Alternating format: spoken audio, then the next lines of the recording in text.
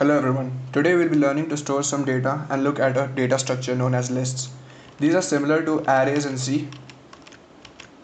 These are similar to arrays in C and they work the same way, but it gets way cooler when we use it in for loops, which we shall cover in the next video. Let's begin with the basics. Let us have a look at a list of numbers. Let's declare a list of numbers. Say A is 1, 2, 3, 4. And then we can access them just like we used to access arrays, saying A's index 0, and that would access the value 1 like we used to do, right? But the cool part is that you could even access it from the end. So A of -1 is the last value, right? And that's 4. A of -2 is the second last value, and that's 3. So if you do something like A of 3 plus A of -2, it's the third element, the index 3, that is the fourth element, which has a value of 4, plus A of -2, which starts from the last and looks at the second last element, which is the value 3, and 4 plus 3 gives us 7. Moving on, we can see that strings are even stored as lists, and this concurs with our idea of C, that strings were actually arrays of characters. So in Python, strings are lists of characters.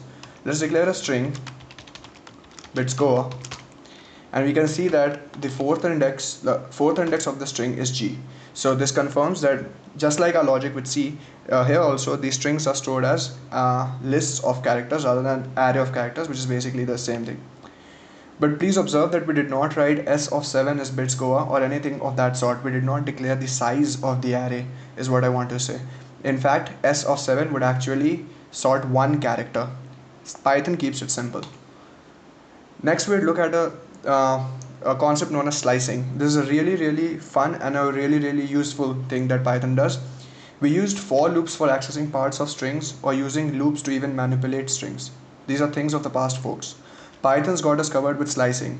It's exactly what it sounds like. You take a list and slice a part of it that you want. Let's see some examples to make it much more clear.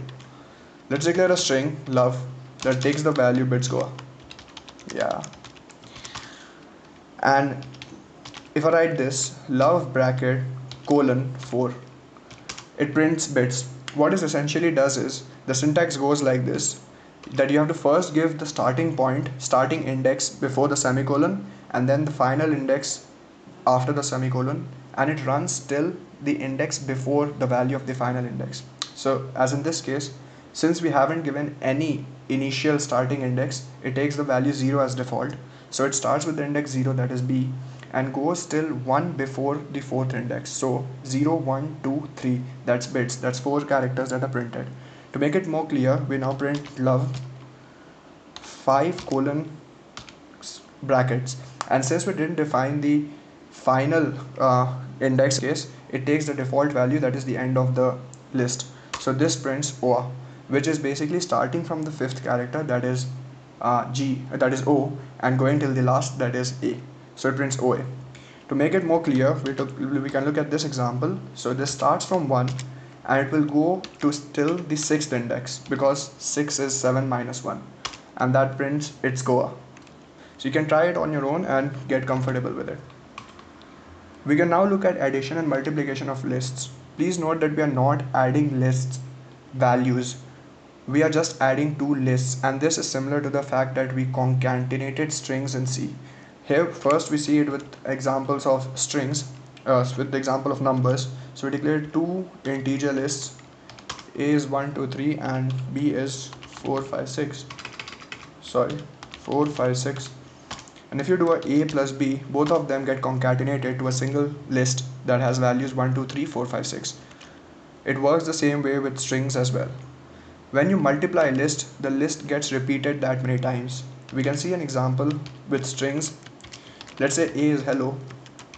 If you print A into 3, you get hello. So that's basically a list repeated 3 times. You can do this same thing with the list of numbers as well. So that's all. I hope that you're now comfortable with lists. We'll be looking at using lists and for loops and if conditions in a very Pythonic way in the next video.